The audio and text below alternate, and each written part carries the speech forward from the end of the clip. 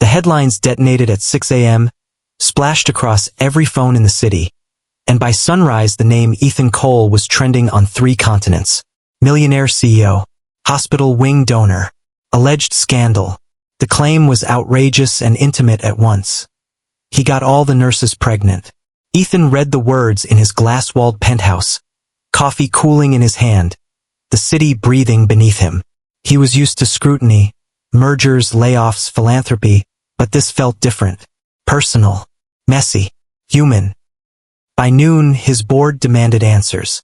By evening, the nurses demanded something else entirely: their children's rights. The story began months earlier in the quiet corridors of St. Bridget's, where exhaustion clung to the walls and compassion moved on soft shoes. The nurses, women from Detroit and Leeds, Toronto and Tulsa, worked double shifts, held hands through fear, stitched strangers back into their lives. They laughed together in break rooms, cried in stairwells, and shared one ache they rarely named: the longing for a child that time, money, or biology had denied them.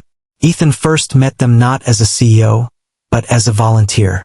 After his sister died waiting for a transplant, he stopped believing distance was protection.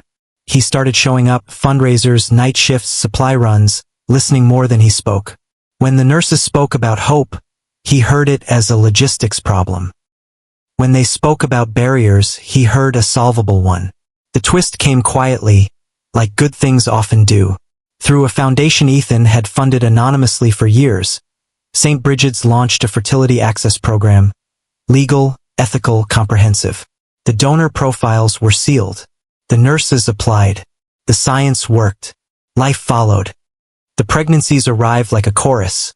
First one, then another, then a dozen. Bellies blooming under scrubs, laughter returning to break rooms.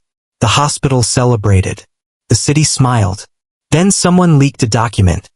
The anonymous donor's initials, EC. The rumor metastasized. The truth thinned. When the nurses stood together on the courthouse steps, the cameras expected fury. What they saw instead was resolve. They asked for recognition, for protections, for futures that didn't depend on whispers.